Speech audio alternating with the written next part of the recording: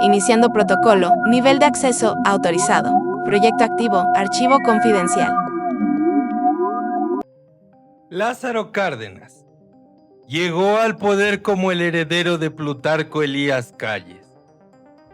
Muchos lo vieron como un delfín obediente, un hombre que debía seguir órdenes.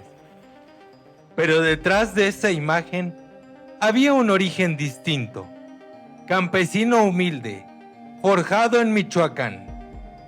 Cárdenas no nació en palacio, creció con la tierra, con el polvo, con la gente común.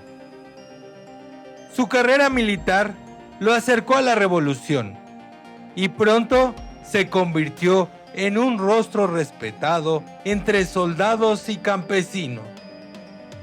El país lo conoció como el general del pueblo, el presidente austero que parecía distinto a todos.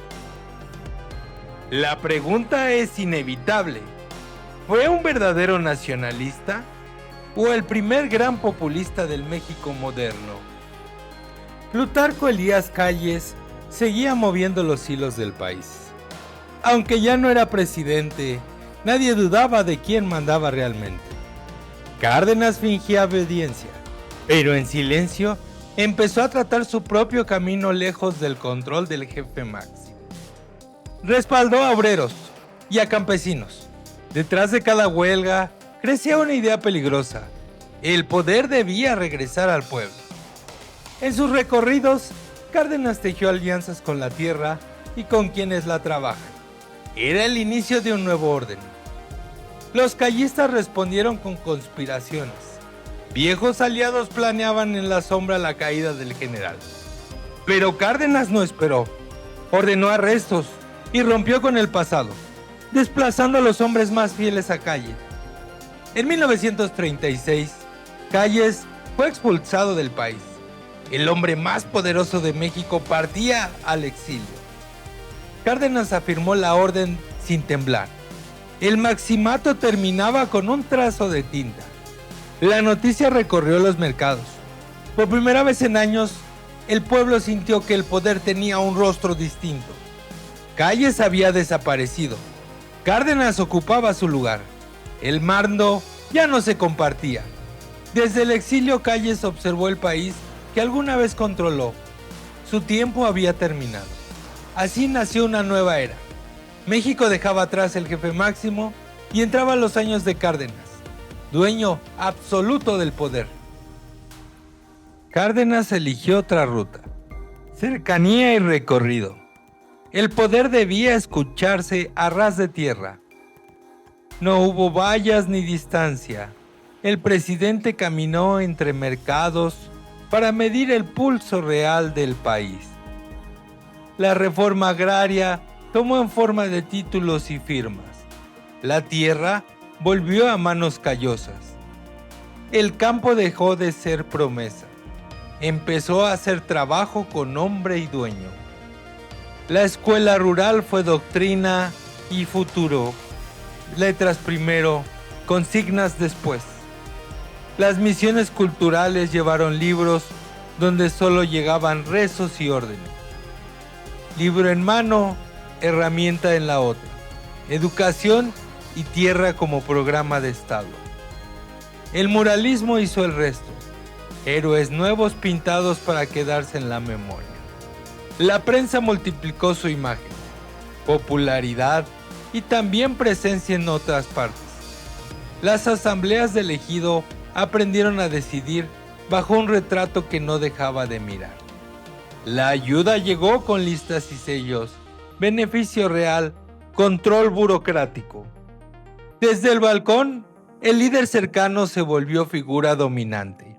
La multitud confirmó su poder. 1938. Cárdenas anuncia la expropiación petrolera. Un decreto que golpeaba directamente a las empresas extranjeras y desafiaba décadas de control foráneo. El discurso fue nacionalista: soberanía, independencia, dignidad. Las imágenes mostraron a un país unido. campesinos entregando gallinas, obreros donando jornales, amas de casa ofreciendo sus joyas para pagar indemnizaciones.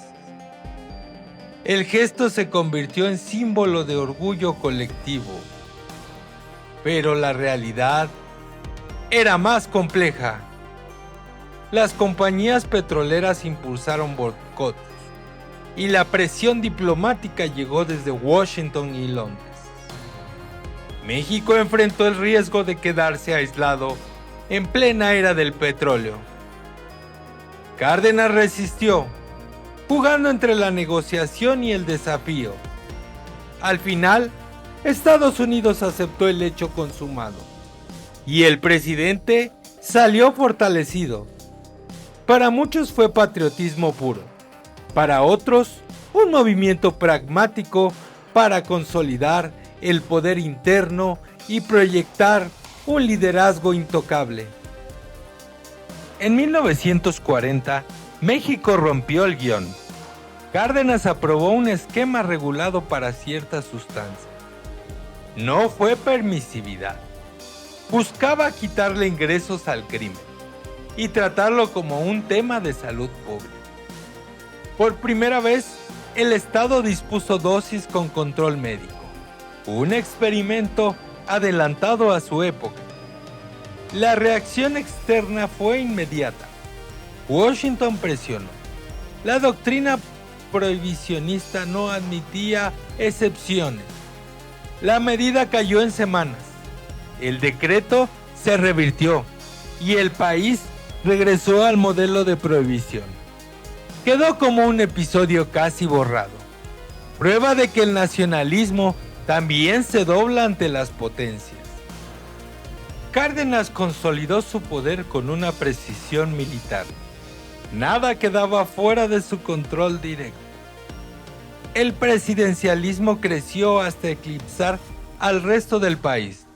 Los estados quedaron reducidos a ecos del centro. El PRM unificó obreros, campesinos y militares bajo una sola voz, la del gobierno, la masa como instrumento de orden.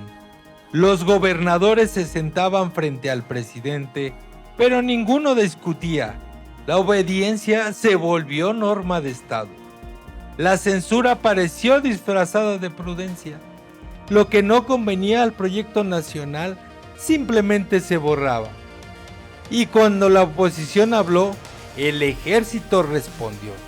La paz se sostuvo, sí, pero bajo vigilancia constante. El cardenismo cambió el rostro del país. Millones tocaron por fin la tierra que solo habían soñado.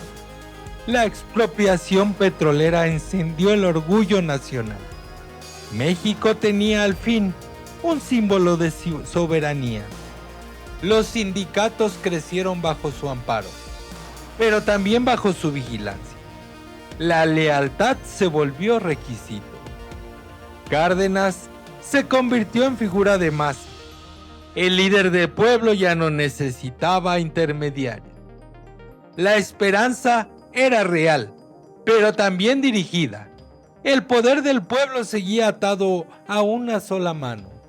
Su legado quedó dividido: orgullo y control, justicia y dominio, un equilibrio frágil que aún define a México. Cárdenas vivía con sobriedad. Una casa modesta bastaba para quien decía representar al pueblo. Llegaba sin escoltas, ni lujo. Su poder se medía en respeto, no en exhibición. El país lo elevó a símbolo. Murales, retratos y escuelas fijaron su rostro como ejemplo moral. Su austeridad contrastó con los excesos del poder. En esa diferencia nació su leyenda. Pero detrás del mito había cálculo. Cárdenas movía piezas con precisión de estratega. Así se fundó el nombre con el mito. Líder austero, político hábil y figura que aún domina en la memoria nacional.